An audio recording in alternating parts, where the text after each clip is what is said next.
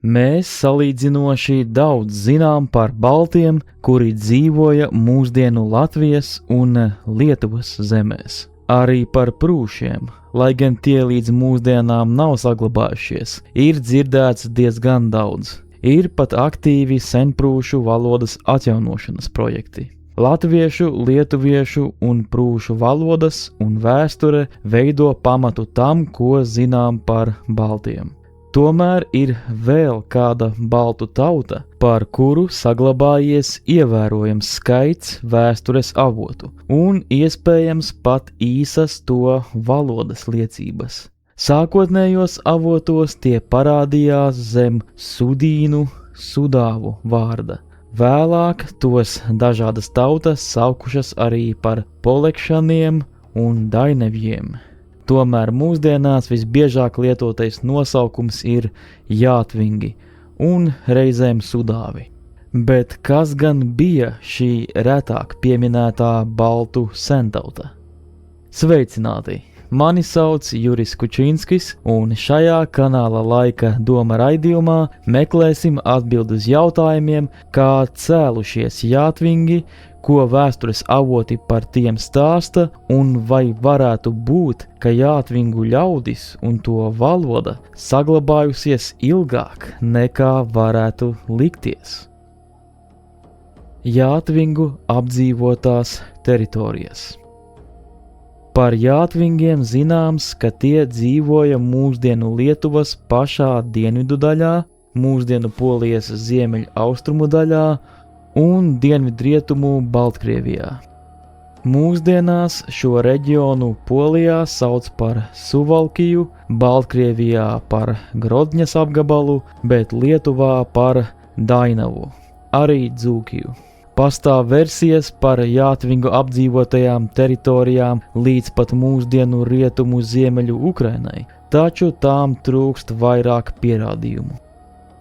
Ziņas par jātvingiem vēsturiskajos rakstu avotos. Par tautu, kuru vairums pētnieku identificē ar vēlākajiem jātvingiem jeb sudāviem, pirmo reizi rakstīts jau 2. gadsimtā. Klaudija Ptolemēja darbā Ģeogrāfija. Tajā viņi pieminēti ar vārdu sudīnoj, kas tiek uzskatīts par senāko zināmo sudāvu nosaukumu.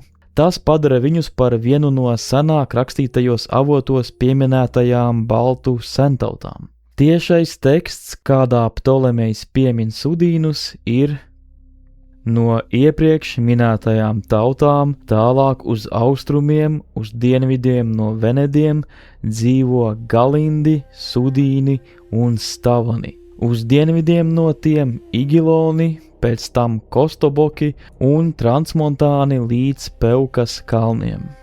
Tas padara versiju, ka šie senie pieminētie sudīni bijuši balti ticamāku, jo tie pieminēti kopā ar citu nosaukumu, kuru arī saistā ar baltiem – galindiem. Tomēr nav skaidrs, vai šie sudīni tiešām attiecināmi uz vēlāko jātvingu atrašanās vietu. Kā zināms, galindu vārds vēlāk parādās ne tikai pie Prūsijas, bet arī daudz tālāk uz austrumiem. Pēc tam ilgu laiku sudīni pazūd no jebkādiem rakstu avotiem. Nākamā ziņa nāk no austrumslāvu kronikas, pagājušo laiku stāsts, kur par 944. gadu tiek pieminēts senās Rusas un Bizantijas līgums. Līgumā ir uzskaitīti sūtņu vārdi, un starp tiem ir kāds Jatvjag Gunarov. Tomēr mēs nevaram būt pilnīgi droši, vai šis vārds patiešām ir saistīts ar jātvingiem kā baltu cilti, jo ir versija, ka tas varētu būt arī kāds skandināvu personvārds. Cita versija, ka tas tomēr ir kāds jātvings, kurš dienējis Kijivas Rusas armijā. Pirmais avots, kuru jau drošāk varam attiecināt uz jātvingiem, ir no 983. gada. Tajā pašā pagājušo laiku stāstā, kur tiek rakstīts, ka kņazs Vladimirs devās karagājienā pret jātvingiem un tos uzvarējis. Vēlāk salīdzinoši bieži par jātvingiem vēsta arī Galīcijas Volīnijas kronika. Ja neskaita lietuviešus, tad jātvingi varētu būt biežāk austrumslāvu agrīnajās kronikās pieminētā baltu sentauta. Vairākas reizes tiek pieminēti gan iebrukumi jātvingu zemēs, gan jātvingu iebrukumi kādā no austrumslāvu kņazistēm. Visbiežāk šādu cīņu rezultāts šajās kronikās tiek parādīts kā slāvu kņazistu uzvara, taču ir arī gadījumi, kad kā uzvarētāji parādīti jātvingi. Šie karagājienu apraksti dod mums salīdzinoši daudz jātvingu zemju un to vadoņu vārdus.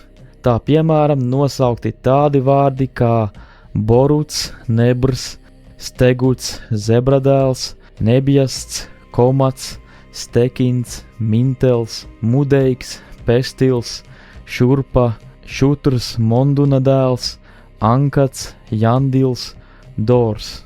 Nevienmēr ir skaidrs, vai nosauktie ir kādi augstāki valdnieki vai atsevišķi kareivji un karavadoņi.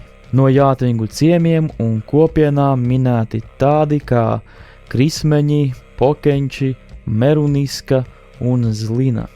Pēdējais, ko Galīcijas Volīnijas kronika raksta par jātvingiem, ir 1279. gada Lielais bats, kas skāris plašas teritorijas, tai skaitā jātvingu zemes. Jātvingi esot sūtījuši ziņu kņazam Vladimiram Vasiļkovičam ar vēlmi apmainīt savu vasku, vāveru un bebroādas, kā arī sudrabu pret pārtiku. Vladimirs patiešām esot nosūtījis prasīto pārtiku pa Bugas un Narevas upi uz jātvingu zemēm, taču šai kravai pa ceļam noticis uzbrukums, tāpēc tā beigās tā arī nav sasniegusi jātvingus. 12. gadsimta otrajā pusē poļu rakstu avotos, piemēram Vincente Kadlubeka Polijas kronikā, parādās tauta ar nosaukumu Polekšani. Tā raksturo Polekšanus šādi. Polekšani ir getu jeb prūšu cilts, ārkārtīgi mežonīga tauta, nežēlīgāka par visiem savvaļas zvēriem. Uzskata, ka šie Polekšāni bijuši jātvingi, jeb jātvingu zemes dienvidu daļas iedzīvotāji. Vincents piemin, ka šie Polekšāni prasmīgi izmantojuši priekšrocības, ko tiem deva meži un purvi, taču atklātā kaujas laukā tiem nav gājis tik labi. Tādēļ tie mēdzot izvairīties no atklātas kaujas. Vēl viņš piemin, ka poleksāņi ticējuši tādai kā reinkarnācijai, dvēseles pārmantošanai citā ķermenī pēc nāves. Tā ir interesanta norāde par iespējamiem baltu pēcnāves uzskatiem, jo kopumā šādu ziņu ir maz. Uz to, ka šie poleksāņi ir tie paši sudāvi jeb jātvingi, norāda tas, ka tie salīdzināti ar prūšiem un ģeogrāfiski atradušies tiem netālu. Iespējams, jātvingi pieminēti Dānijas karaļa Valdemāra II galma tapušajos dokumentos, kur pieminēta zeme Zilla Zudāvā. Tā pieminēta kopā ar vairākām prūšu zemēm kā Nātanga un Bārta, kā arī Galinda. Arī Dusburgas Pētera kronikā un Galīcijas Volīnijas kronikā pieminēts novads jātvingu zemēs ar nosaukumu Zilīna vai Zlina. Samērā daudz par jātvingiem rakstīts Teitoņu ordeņa Dusburgas Pētera Prūsijas kronikā. Prūsijas kronikā jātvingi parasti pieminēti zem Sudāvu vārda, un to zeme tiek saukta par Sudāviju. Patiesībā Dusburgas Pēteris jātvingus jeb Sudāvus saliek kopā ar prūšiem. Viņš sauc Sudāvu par vienu no 11 prūšu zemēm. Viņš tos raksturo kā dišciltīgu un varenāko no visām prūšu zemēm un ciltīm. Šķiet skaita ziņā pat lielāku par Sembas zemi, kuru uzskata par Prūsijas centru. Viņš piemin, ka jātvingi spējuši savākt pat 6000 bruņotu jātnieku un vēl daudzus kājiniekus. Sudāva esot bijusi pēdējā no prūšu zemēm, kas vēl turējusies pretī savu kaimiņu iebrukumiem. Īpaši tiek pieminēts Sudāvu valdnieks Skomants, par kuru vairāk pastāstīšu tālākā raidījuma daļā. Vēlāk Pēteris piemin, ka aptuveni 1600 sudāvi 13. gadsimta beigās tika pārvietoti uz Sembas pussalu Prūsijā. Pie šī fakta atgriezīsimies vēlākā nodaļā par jātvingu valodu. Vēl tiek pieminēts arī sudāvu valdnieks Skurts, kurš beigās ar saviem cilvēkiem atkāpies uz Lietuvu. Pēc tam, vismaz pēc hroniku ziņām, Sudāvu centrālās zemes palikušas tukšas dēļ kariem un bēgļu gaitās devušajiem sudāviem. Daļa sudāvu pārcēlušies uz Lietuvas kontrolētajām zemēm mūsdienu Lietuvā un Baltkrievijā, bet mazāka daļa apmetusies uz dzīvi Sembas pussalā. Sudāvu zeme palikusi kā mežonīgs lauks, tāda kā buferzona starp Ordeņa, Lietuvas un Slāvu zemēm. Izskatās, ka laika posmā no 11. līdz 13. gadsimtam austrumu Sudāvu zemes bija nonākušas austrumslāvu kņazu un to vēlāko Lietuvas valdnieku rokās, bet rietumu zemes iekļāvās jaunās Prūsijas Ordeņa valsts austrumu daļās. Varbūt varētu domāt, ka šeit runa nav par jātvingiem, bet gan par atsevišķu prūšu cilti sudāviem. Tomēr ir vācu avoti, kas norāda uz šo nosaukumu vienādo nozīmi. Piemēram, caur zemi, ko sauc par Sudāvu zemi, citādi Jotvu, un Sudāvu un jātvingu zeme, kas ir viens un tas pats. Tāpat arī vismaz daļa vācu kronikās pieminēto Sudāvas vietvārdu sakrīt ar tiem, kas pieminēti austrumslāvu kronikās, kas pastiprina versiju, ka runa šajā gadījumā ir par vienu un to pašu zemi. Pat ja vieni to galvenokārt sauc par Sudāviju, bet otri par Jātvingiju. Lietuvas karaļa Mindauga dokumentos, runājot par jātvingu zemēm, tagadējās Lietuvas dienvidos lietots vārds Dainava. Mindaugs uz laiku atteicās no šīm teritorijām, tomēr vēlāk tās tika atgrieztas Lietuvas valdījumā. Daži Lietuvas valdnieki, kā piemēram Tranaitis, reizēm parādīti arī kā jātvingu sabiedrotie, kuri devušies kopīgos karagājienos ar jātvingiem. Daži vēsturnieki tajā pat saskata mērķtiecīgu Lietuvas un jātvingu sadarbības politiku. Tomēr, pat ja tāda pastāvēja, tad tikai atsevišķi Lietuvas valdnieki to patiešām piekopa. Pēdējās hroniku ziņas par jātvingiem rakstītas 15. un 16. gadsimtā. Piemēram, Jans Dlugašs, 15. gadsimta polijas vēsturnieks, kā arī 16. gadsimta sākumā nezināms autors darbā Sudāvu grāmata.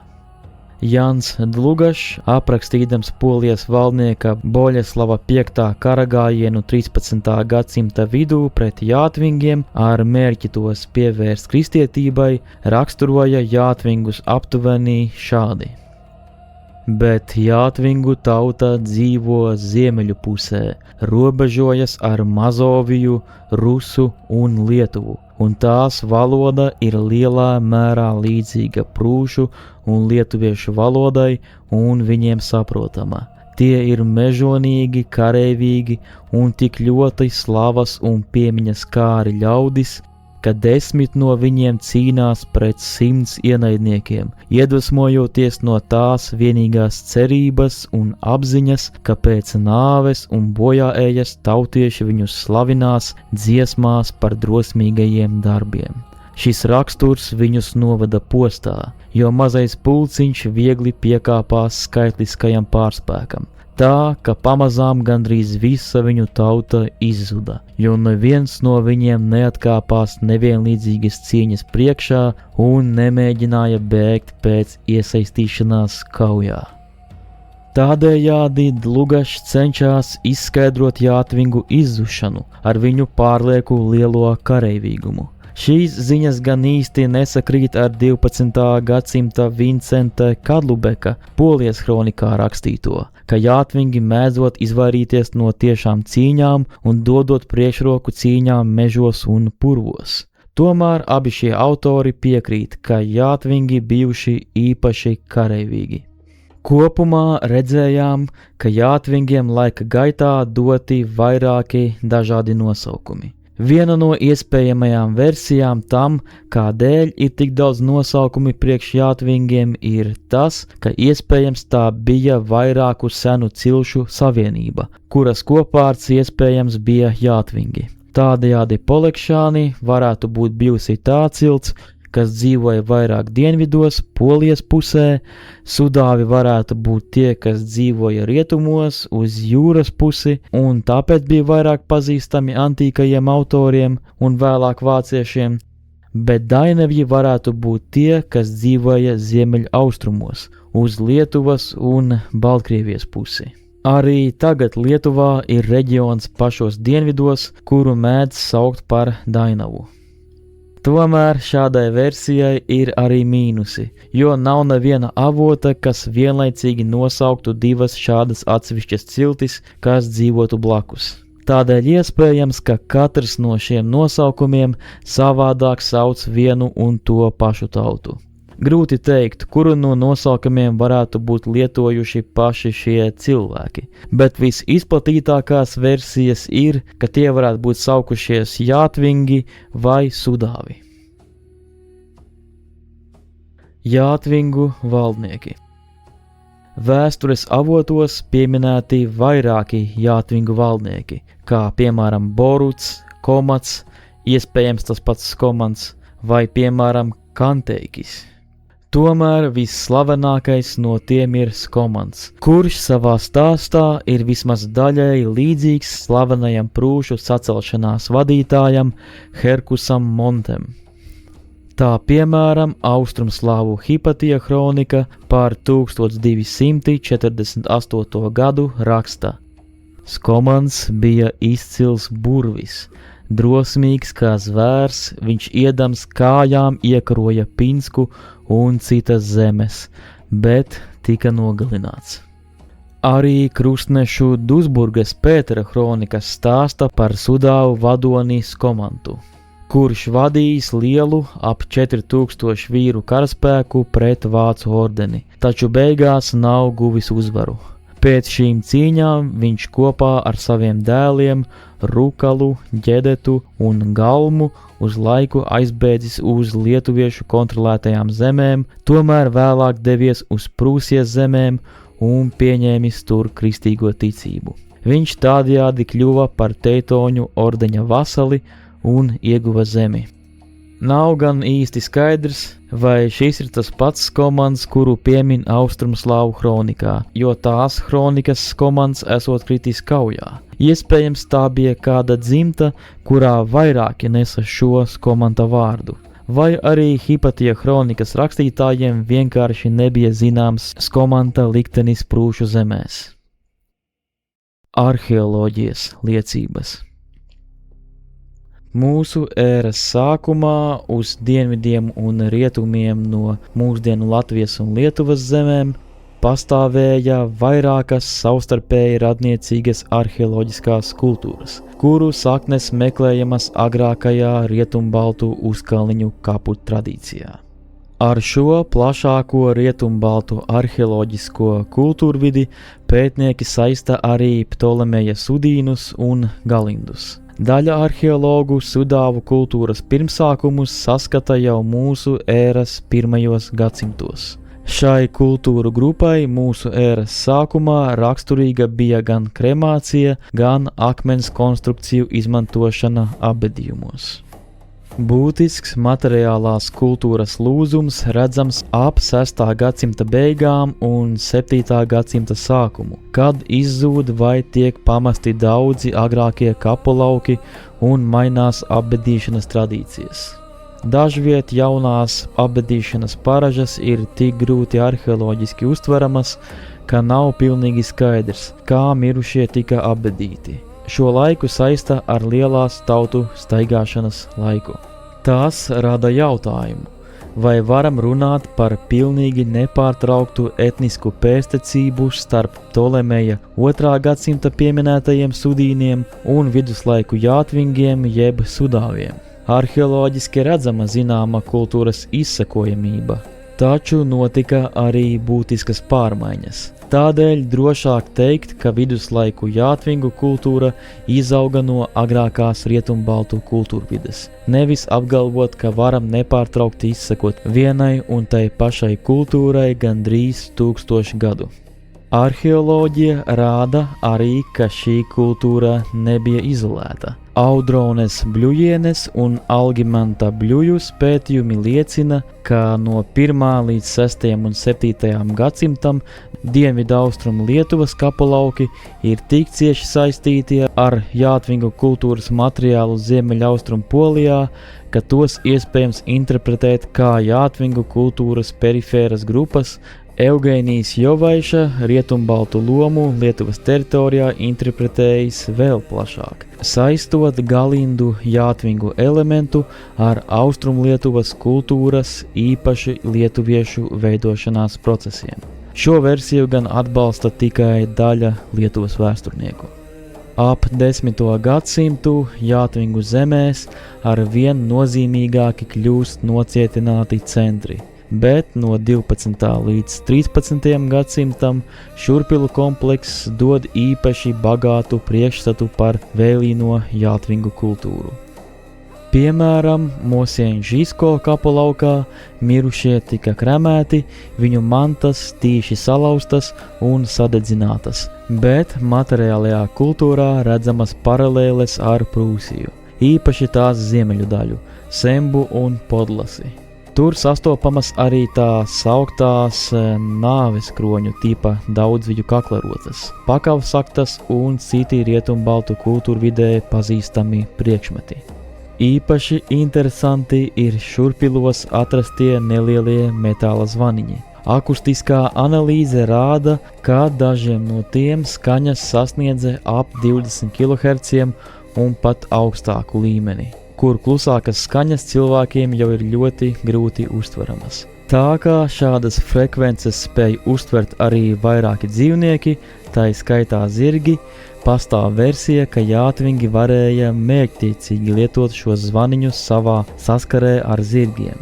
Jāatcerās, ka tieši jātvingi bija izslavēti kā lieli jātnieki. Par rietumbaltu pārvietošanos tālu ārpus viņu tradicionālajām zemēm liecina Ostrivas kapulauks, kas 2017. gadā tika atklāts pie Rosas upes aptuveni 80 km uz dienvidiem no Kijivas. 11. gadsimta apbedījumos atrastas rotas un citi priekšmeti ar ciešām paralēlēm Baltijas reģionā.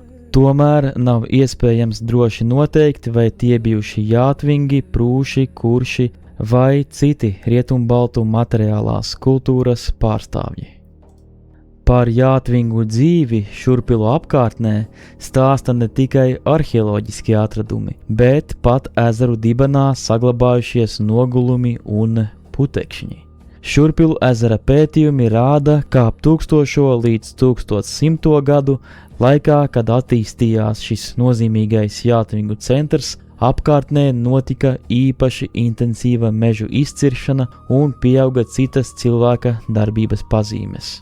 Par dažādu kultūraugu audzēšanu šajā teritorijā liecina atrastie senie putekšņi. Pēc Šurpilu centra norieta 13. gadsimta beigās cilvēka ietekme uz apkārtni ievērojami samazinājās. Tas diezgan labi sakrīt ar kronikās pieminēto. Valodas liecības par jātvingiem. Jātvingu valodai nav tā paveicies ar rakstuavotiem kā tās kaimiņiem prūšiem. Tomēr iespējams ir pierakstīti vismaz pāris teikumi jātvingu valodā. Tie nāk no 16. gadsimta darba, kuru sauc par Sudāvu grāmatu.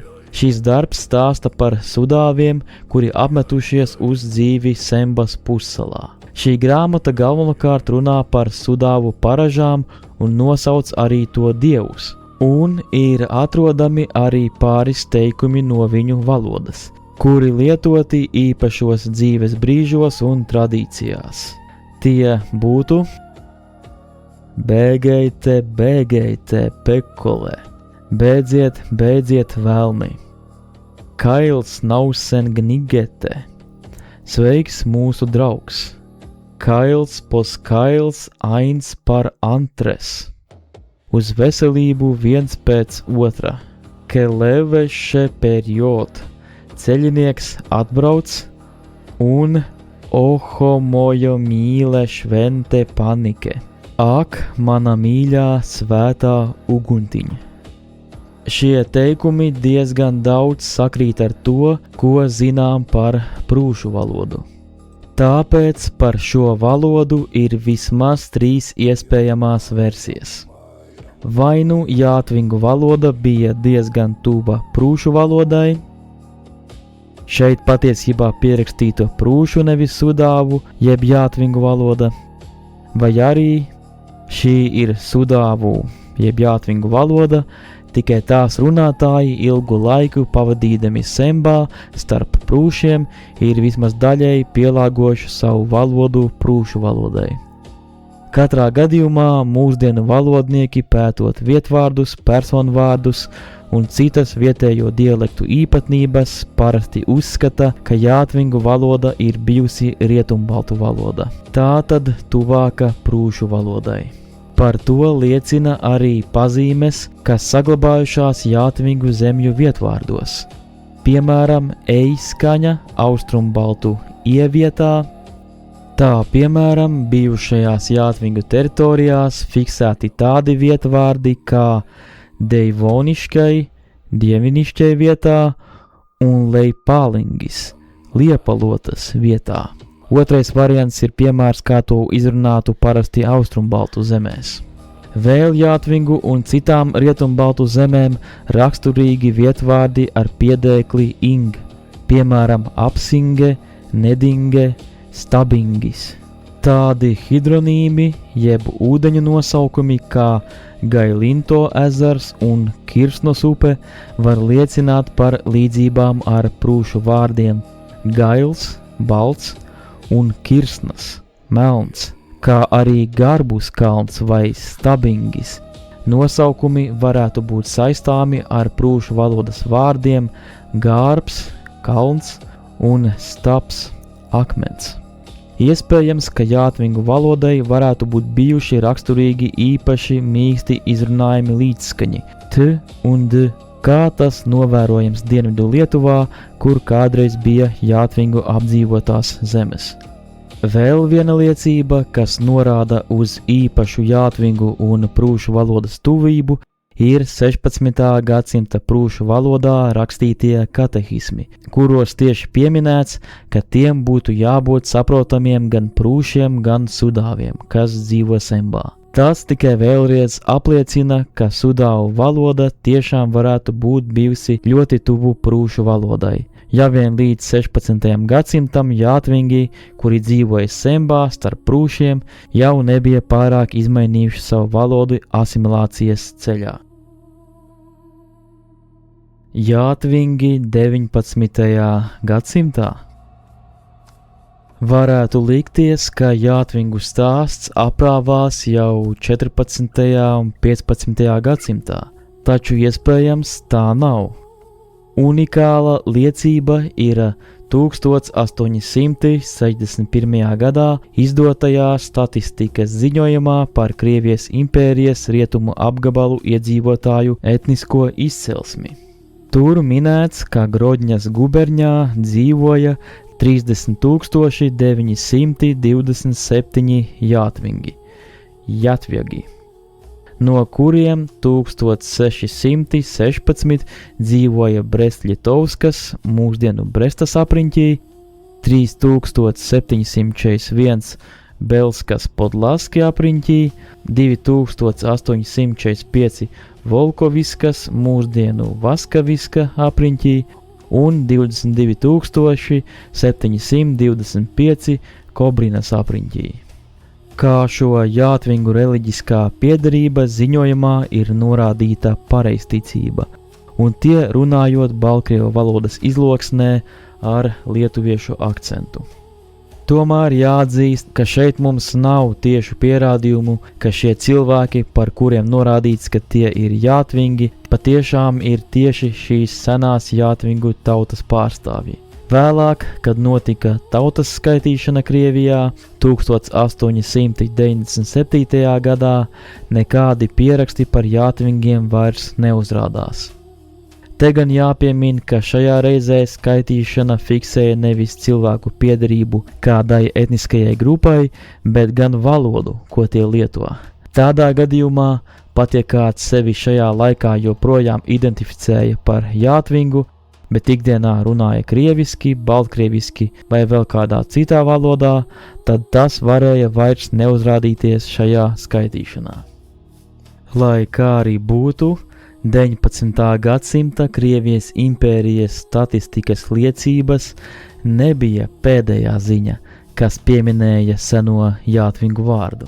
1983. gadā kāds jauns baltkrievs Vjačeslavs Zinovs ieradās uz Viļņas universitāti ar unikāliem pierakstiem, ko tas sauca Pogaņskie gvari z Narevu, jeb Narevas pagānu dialekti. Viņš teicās atradis šo sarakstu 1978. gadā kādā lūkšanu grāmatā, kuru nopircis no veca vīra ciemā Novī Dvor, kurš atrodas Belovežas mežā.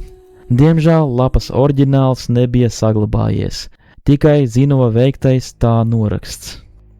Šīs noraksts saturēja 215 noslēpumainas valodas vārdu sarakstu ar tulkojumu uz poļu valodu. Uzmetot acis šiem vārdiem, uzreiz bija skaidrs, ka tie ir lielākoties baltu izcelsmes.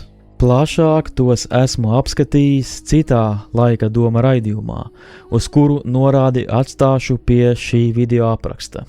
Kopumā, analizējot šos vārdus, var secināt, ka 11% šo vārdu sakrīt ar vārdiem visās trīs zināmajās baltu valodās – latviešu, lietuviešu un prūšu, 20% šo vārdu sakrīt tikai ar vārdiem latviešu un lietuviešu valodā, 25% sakrīt tikai ar vārdiem lietuviešu valodā, 9% tikai ar vārdiem latviešu valodā, un 7% tikai ar vārdiem prūšu valodā. Atlikušie 28% vārdu ir unikāli tikai šai valodai un nesakrīt ar citām baltu valodām. Pāris vārdiem pierakstīts tikai poļu valodas tulkojums, jo Zinovs nav spējis salasīt vārdu oriģinālajā tekstā. Vai šī nelielā Narevas pagānu izlokšņu vārnīca tiešām varēja parādīt jātvingu valodu? Tiešā veidā tas tā nav rakstīts, taču teritorijas, kurās, ja vien tas nav viltojums, tika iegūts šis saraksts, sakrīt ar tām, kuru kādreiz dzīvoja jātvingi. Ja šis saraksts ir autentisks un tiešām kādā veidā saglabājis vārdus no senās jātvingu valodas, tad varam spriest, ka jātvingu valoda tomēr bijusi vistuvāk lietuviešu valodai.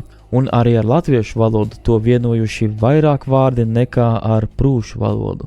Tādējādi jātvingus iespējams varētu pieskaitīt pie austrumbaltiem, lai gan 215 vārdu krājums ir pārāk mazs, lai tik precīzi noteiktu piederību.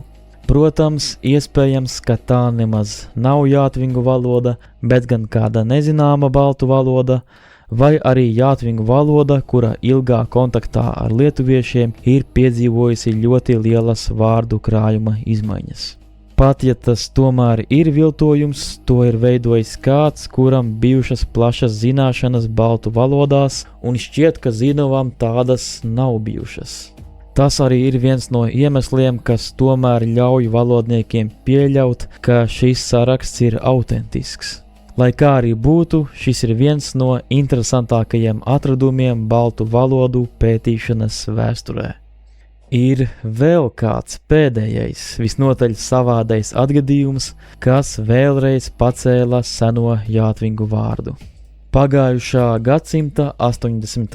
gados Baltkrievijas Brestas reģionā parādījās kāda jauna tautiskā kustība, kura apgalvoja, ka vēlas izcelt īpašo polēziešu identitāti, kas gan balstījās uz īpatnēju baltkrievu valodas dialektu, bet vēsturiski savas saknes meklēja Jātvingos. Tomēr šī kustība neguva lielu atbalstu un šķiet mūsdienās tai nav nopietnu sekotāju. Lai kā nu būtu, šis apgabals tomēr diezgan labi sakrīt ar Baltkrievijas reģioniem, kuros vēl 1861. gadā Krievijas impērijas izdotajos statistikas ziņojumos vēl it kā uzrādījās cilvēki, kuri asociēja sevi ar Jātvingiem. Vēl varētu pieminēt atsevišķu entuziastu mēģinājumus internetā, kā piemēram Suduva.com, kas mēģina pēc iespējas popularizēt Jātvingu vēsturi un pat atjaunot to valodu.